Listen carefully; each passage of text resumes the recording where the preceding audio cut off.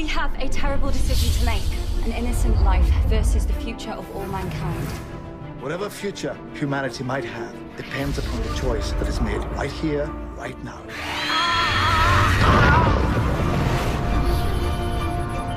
Decision made. Hi everyone, TardisGuy123 here, and today I'm going to be reviewing Kill the Moon, which is the 7th episode of Series 8, so we're more than halfway through now. And, you know, I was quite excited for this episode. I thought it was a very strong idea, thought it had a lot of potential, could have been very atmospheric. And, well, I'm sort of let down by it. Now, it's a good episode, it's not a bad episode by any means. I think it's one of the better ones of this series. But nevertheless, I feel somewhat let down by it in a lot of places, unfortunately. I was expecting a bit more of a base under siege story. It ended up as a mix of The Beast Below and a couple of other Matt Smith stories, unfortunately. It felt very much like a Matt Smith story, and while it was Capaldi's Doctor, it was definitely written for Capaldi's Doctor, it felt more like it was written for Matt Smith's era, unfortunately, is the way it comes across. And now, I guess that could work, but I guess it would have worked in Series 9, but when you're trying to push for this new direction and whatnot, it doesn't really help that much to have a story that would fit better in with Matt Smith's era. So that's unfortunate about this. Now, there's of course those spider creatures, which are there in the first half, and they were publicised to be a really big threat, you know, the big threat of this episode. You know, they're kind of like killing the moon or whatever, and then it's and then when you actually watch the episode, they're gone within the first third. They're just kind of like reduced to a nothing threat. And while you do see them swarming the moon towards the end, unfortunately, it doesn't have any effect. You don't feel any jeopardy because they're not actually trying to get to the characters. They're just swarming the moon for the sake of it. Yeah. So that it's just, it feels quite bad. It feels quite tacky, that bit. I would have preferred a base under siege story, to be honest. And while we already had one of them on the moon, you know, that went so well. Why not do another one? I mean, spiders, it's different enough to have that, and the moon falling to bits and everything. It could have worked quite well, but unfortunately it didn't. Now, the moral dilemma of this episode, yeah, that's really the strong point of this, and I liked that bit. I think that came across as very good, to be honest. Jenna Coleman is great as Clara. I didn't really feel for her case. I felt more for the doctors at the end of the episode, but I feel like it was well done enough that you don't really, it's not kind of like one's right and what's wrong. It's very much left up to the audience to decide. While it's slightly leaning towards the Doctor being wrong, nevertheless, it's very mature in that it lets the audience decide, and I think that's great. That's what makes good TV. And it's a bit similar to the, in fact, no, I'm not going to say what it's similar to, because that'll be a spoiler for the thing that it's similar to. But nevertheless, you know, it's very good, I feel. So, now we have the direction, which is very good, I think. I forgot who the director is. I know this is written by Peter Harness, who's a new writer to the series. And, you know, I think Moffat said that he was definitely going to use him again.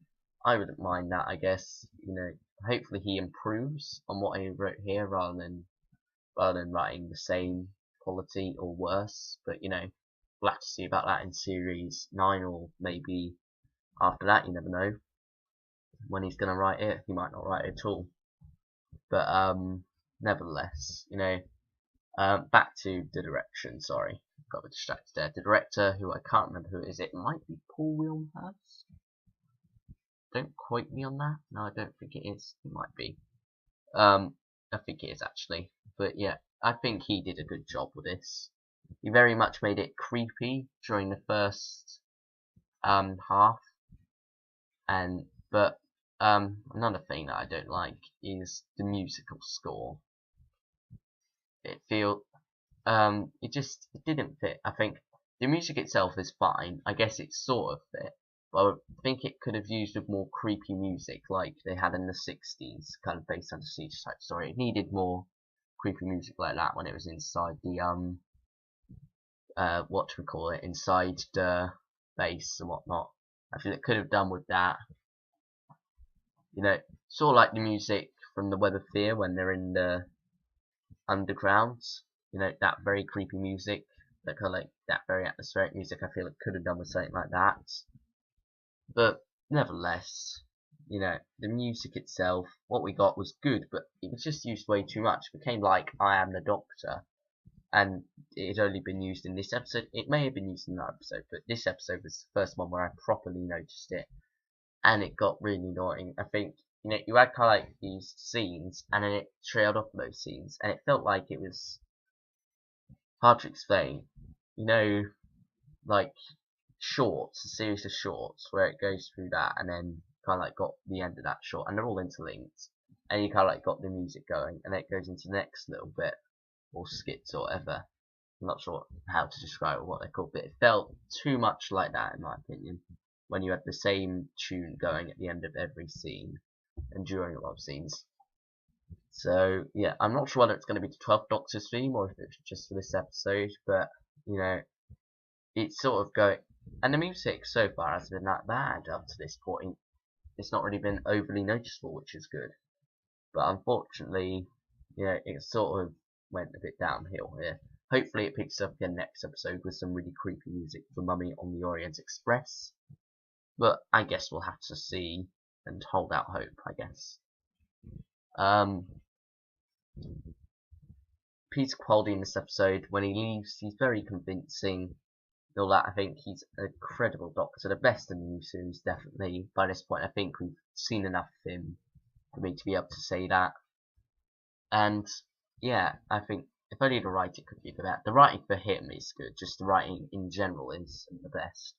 Courtney Woods, once again, great in this story. You know, I think I said last week nothing incredible. Here she is, she's improved, and that's not to say she was bad last week. But here she has taken it another step up, and she's very good in this episode. I feel like she was a late addition, maybe.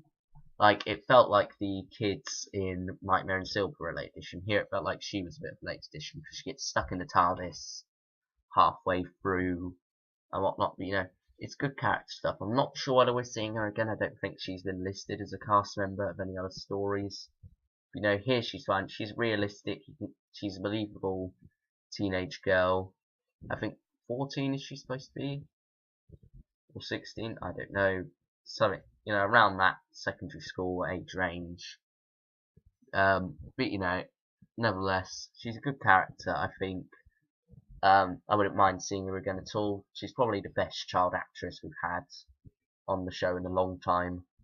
So, yeah. I think that's all. No contribution to the overarching story this time. I'm not too bothered by that, because, you know, how many times can you do that death scene in heaven without it getting old? It's already starting to get a bit old.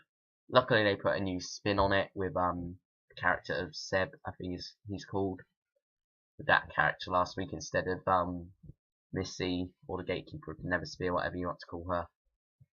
As you know, they revealed a little bit more about it this time. In Into the Dalek, it was even less than it was in Deep Breath. It was literally just there to tell you, yes, this is going to be an ongoing arc. I'm starting to like it at the moment. I'm not sure what to expect of the finale. But yeah, Mummy on the Orient Express. Let's talk about that one for a minute. It looks absolutely incredible. Hopefully it doesn't let down like this one did. But, you know, it looks great from the preview clips and everything. It looks like a classic story. Really, I think it's going to go down in history, hopefully, as one of those really good Doctor Who stories. The Mummy looks very creepy, super creepy. I think it's a great idea. I think Clara's not going to be in it, which, you know, it's not a bad thing. I think it allows room for that. As the Fourth Doctor say, a few oceans thrown over a few, whatever it was he said in Logopolis when referring to Return to Gallifrey. But, you know, I think it's good that Clara's not in it. Hopefully, it will allow the Doctor to be a lot more the centre of attention and have some good stuff to do. So, yeah, overall, Kill the Moon, 7 out of 10. I think will do for this story. So, thanks for watching, everyone. and I'll see you all next time with the review of Mummy on the Orient Express. Can't wait for that episode. Bye everyone.